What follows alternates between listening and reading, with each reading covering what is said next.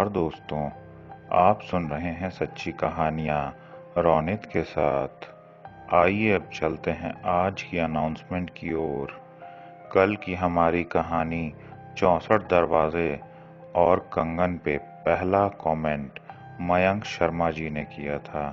मयंक शर्मा जी को इसके लिए बहुत बहुत धन्यवाद। आइए अब चलते हैं आज की कहानी की ओर।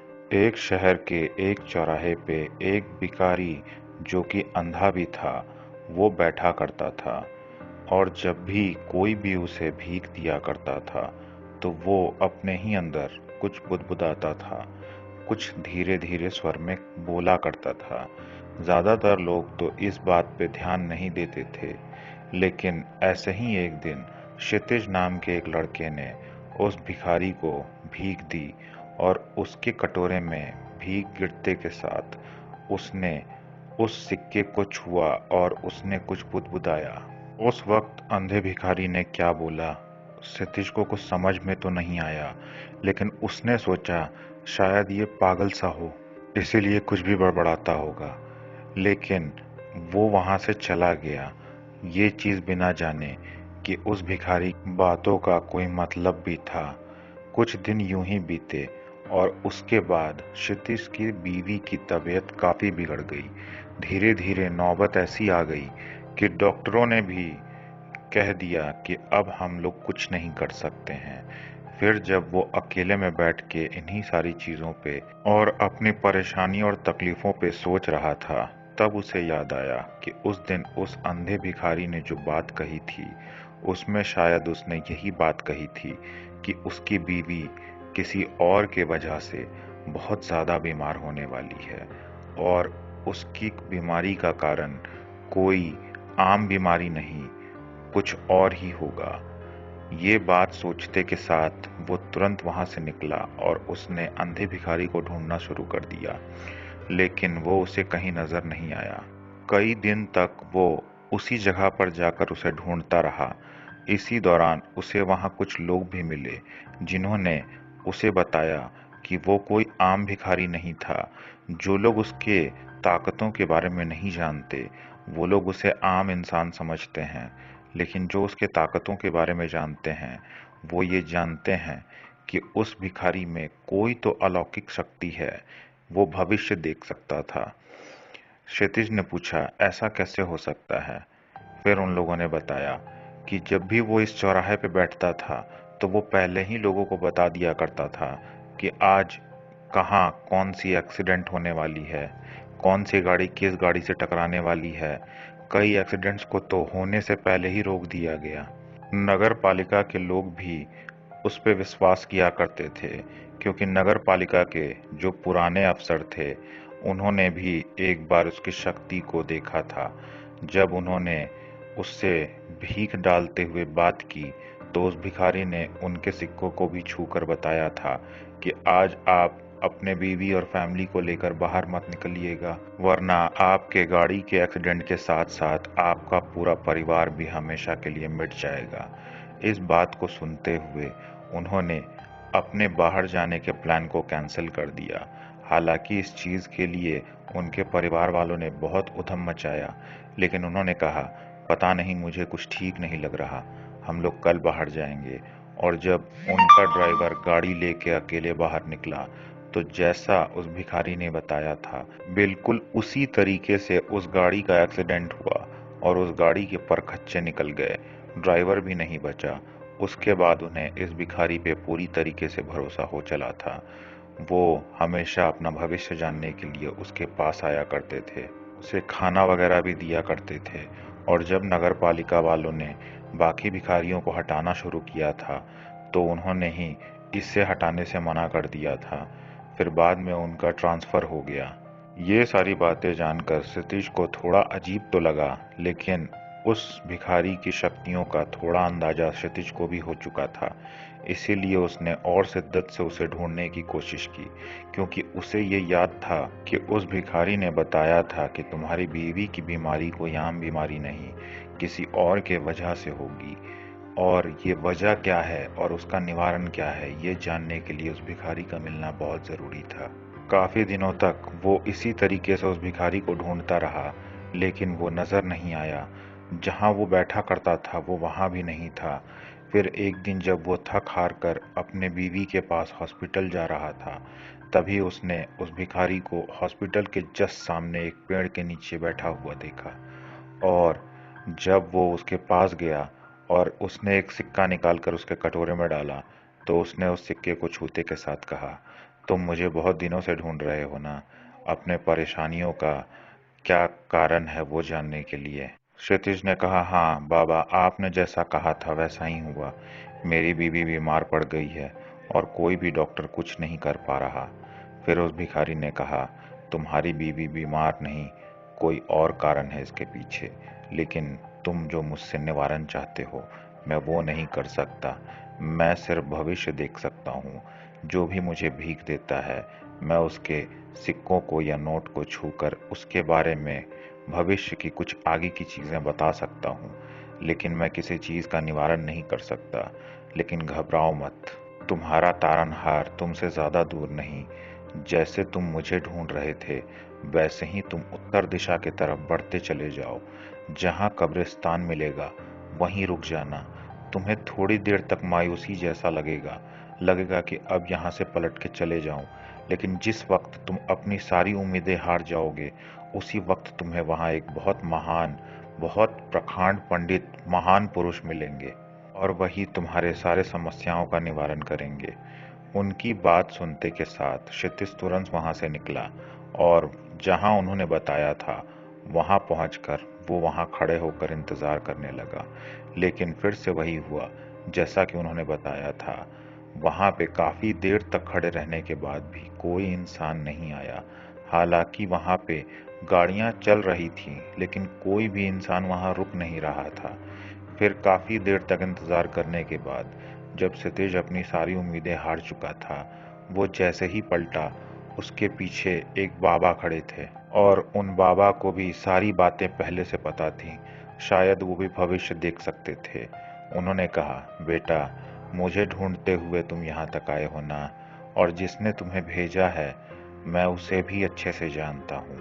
हालांकि वो इन सारी चीजों का निवारण तो नहीं कर सकता, लेकिन तुम्हें मुझ तक पहुंचाने के लिए वो एक बहुत बड़ा माध्यम था।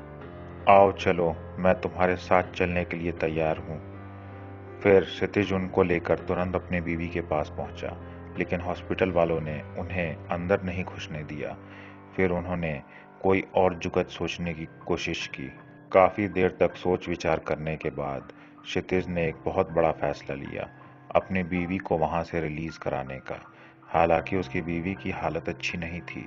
डॉक्टरों ने वार्निंग भी दी कि अगर आप यहाँ से अपनी बीवी को लेके जाते हैं तो हमारी कोई गारंटी नहीं होगी, और अगर इनकी जान चली गई तो इसके जिम्मेदार सिर्फ और सिर्फ आप होंगे। लेकिन क्षितिज ने कहा कि मैं अपनी बीवी को किसी दूसरे अस्पताल में एडमिट कराना चाहता हूँ।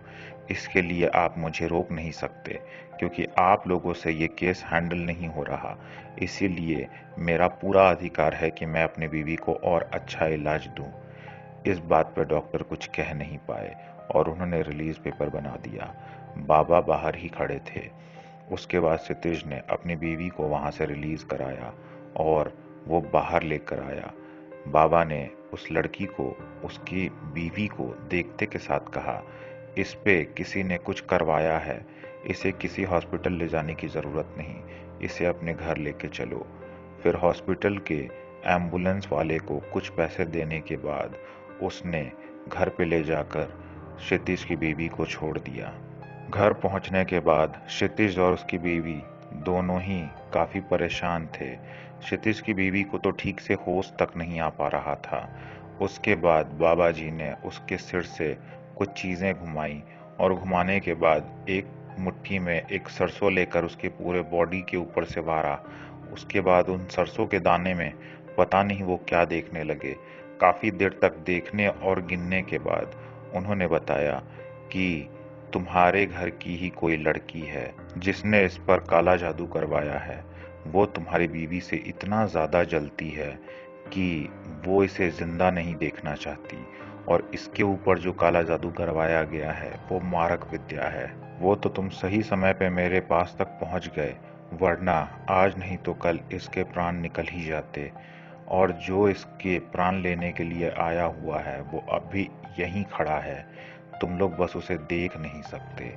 उसके बाद बाबा ने सिंदूर फेंका एक तरफ और वहां पैरों के दो निशान बन गए, जिससे क्षितिज को भी ये साफ समझ में आ गया कि बाबा जी बिल्कुल सही कह रहे हैं। उसके बाद क्षितिज हाथ जोड़कर घुटनों पर बैठकर उनसे भीख मांगने लगा, बाबा कुछ भी करके मेरी बीवी को बचा लीजिए, मैं इससे बहुत प्यार करता हूँ। बाबा ने कहा, घबराओ मत, मैं इसीलिए तुम्हारे पास आया हूँ। उसके बाद बाबा जी ने कुछ तंत्र मंत्र किए और शायद उस शक्ति को घर से बाहर धकेल दिया। उसके बाद घर के चारों तरफ एक सुरक्षा घेरा बनाया और कुछ धागे बांधे। उसके बाद बाबा ने कुछ तंत्र मंत्र किए, जिसके बाद धीरे धीरे हर मंत्र और हर चीज के बाद धीरे धीरे उसकी बीवी की तबीयत पहले से सुधरने लगी। करते करते शाम हो गई और शाम तक उसकी बीवी बिल्कुल ठीक हो चुकी थी। लेकिन क्षितिज को ये जानना था कि आखिर उसके घर से ऐसा कौन है जो उसकी बीवी को मरवा देना चाहता है। काफी समय तक पूछने के बाद बाबा ने आखिर बताने का फैसला किया और बाबा ने जो बताया उसके वजह से क्षितिज के पैरों के तले से जमीन ही खिसक गई। क्षितिज को बताया गया कि खुद की सगी बुआ, जो कि उसके घर पे अक्सर आती जाती हैं और दोनों को बहुत मानती भी हैं, उन्होंने ही ये सारी चीजें करवाई हैं। क्योंकि बुआ जी चाहती थी कि क्षितिज की शादी उनकी लाई हुई लड़की से हो, लेकिन क्षितिज ने अपनी बीवी से लव मैरिज की थी, जिसके वजह से वो इतनी ज्यादा नाराज हो गई थी कि उन्होंने इनसे मरवाने की कोशिश की। और इस जलन में उन्होंने क्षितिज पे भी शायद आगे कुछ करवाने का सोच रखा होगा। इसीलिए बाबा ने क्षितिज को भी एक धागा बांध दिया था। उसके बाद बाबा ने बताया कि लेकिन तुम्हें कभी भी उनके सामने ये बात कबूल नहीं करनी है कि तुम्हें पता है कि उन्होंने ही ये सब करवाया है। हाँ, बस ये याद रखना कि जब भी वो तुम्हारे घर पे आए, किसी भी तरीके से ये अभिमंत्रित जल उन्हें पिला देना, जिसके बाद उनका दिमाग पलट जाएगा और वो दोबारा तुम पे कभी कुछ नहीं करवा पाएंगी। क्षितिज ने बाबा की सारी बातें सुनी और तो और उन्होंने जो सुरक्षा घेरा बनाया था उसको भी और ज्यादा शक्तिशाली बनाया और कहा कि जैसे ही तुम्हारी बुआ इस घेरे के अंदर कदम रखेगी, खुद ब खुद उनकी शक्तियां कम हो जाएंगी, क्योंकि वो हमेशा अपने साथ उस बाबा की दी हुई कोई ना कोई सामग्री लेकर घूमती हैं, जिन्होंने तुम पे और तुम्हारी बीवी पे ये सारी चीजें की हैं। वो एक ऐसे तांत्रिक को जानती हैं जो तांत्रिक लोगों को मारने का ही काम किया करता है, और वो तुम्हारी बुआ हमेशा उसकी दी हुई पोटली अपने पास रखती है। लेकिन वो जैसे ही इस सुरक्षा घेरा के अंदर आएगी, उस बाबा को फिर कुछ भी पता नहीं चलेगा और वो इसे पानी पीने से रोक भी नहीं पाएगा। उसके बाद तुम याद से इसे अभिमंत्रित पानी पिला देना। उसके बाद से तुम्हारी बुआ किसी को नुकसान नहीं पहुंचा पाएगी। क्षितिज ने सब कुछ सुनकर अच्छे से इसे आत्मसात कर लिया। उसके बाद बाबा जी चले गए दोनों को आशीर्वाद देकर, और क्षितिज ने अपनी बुआ को स्पेशली बुलाया और बताया कि मेरी बीवी अब ठीक हो गई है और घर पे आ गई है, आइए वो आपसे मिलना चाहती है। बुआ जी भी हमेशा की तरह अपनी झूठी मुस्कान लेके चली आई। हालांकि वो मेन डोर में आते के साथ रुक गई, लेकिन थोड़ी देर बाद वो अंदर प्रवेश कर गई और उसके बाद उन्होंने अंदर आने के बाद पानी मांगा और क्षितिज ने वही अभिमंत्रित पानी उन्हें पिला दिया। उसके बाद अब क्षितिज को पता था कि इस नागिन के फन में अब जहर नहीं रह गया है, लेकिन फिर भी क्षितिज एक बार अपनी बुआ को उसी अंधे भिखारी के पास लेकर जाना चाहता था, ताकि वो एकदम कंफर्म हो सके कि हाँ, अब वो उसको या उसके परिवार को नुकसान नहीं पहुंचाएंगी। फिर उसने ऐसा ही किया। उसने कहा, चलिए बुआ जी, कहीं घूम कर आते हैं, आपका और मेरा मन थोड़ा अच्छा हो जाएगा। उसके बाद बुआ जी तैयार हो गई और क्षितिज बुआ जी को लेकर सीधे उस अंधे भिखारी के पास पहुंचा और वहां जाकर क्षितिज ने कहा, जाकर इसके कटोरे में कुछ पैसे डाल आइए। बुआ जी ने ऐसा ही किया और कटोरे में पैसे डालते के साथ अंधे भिखारी ने बताना शुरू किया कि ये औरत कोई आम औरत नहीं, इसने कईयों पे बहुत कुछ करवाया है और अपने ज़िंदगी में इसे जो कुछ भी हासिल हुआ है वो सब तंत्र मंत्र और काले जादू के ही वजह से हासिल हुआ है। लेकिन ये सब जब वो भिखारी बता रहा था तब बुआ जी को क्षितिज ने थोड़ा साइड कर रखा था, जिसके वजह से बुआ जी को सिर्फ उस भिखारी का भुनभुनाना ही सुनाई दे रहा था, इसीलिए वो कुछ समझ नहीं पा रही थी। फिर आखिरकार उस भिखारी ने वो बात बताई जो क्षितिज सुनना चाहता था। उन्होंने बताया कि हाँ, लेकिन अब इसकी सारी शक्तियाँ समाप्त हो चुकी हैं, यह अब किसी का कभी भी कुछ नहीं बिगाड़ पाएगी। और ये सुनकर क्षितिज को काफ़ी राहत मिली। के बाद क्षितिज हमेशा हमेशा के लिए उन बाबा के शागिर्द की तरह बन गया। हमेशा उनके पास जाता, उनके खाने पीने का व्यवस्था करता, हमेशा उनकी मदद करता, लेकिन वो बाबा ज़रूरत से ज़्यादा कभी कुछ नहीं लेते थे। इसीलिए उसके अपने घर बुलाने पे भी उन्होंने यह आग्रह ठुकरा दिया था। आखिर कौन थे वो अंधे भिखारी और क्या था अंधे भिखारी के शक्तियों का राज? खैर, आज की कहानी में बस इतना ही। ऐसी ही मनोरंजक कहानियों के लिए हमारे प्लेलिस्ट को ज़रूर विज़िट कीजिएगा। कल फिर मिलेंगे ऐसी ही एक अनोखी कहानी के साथ। तब तक के लिए साइनिंग ऑफ।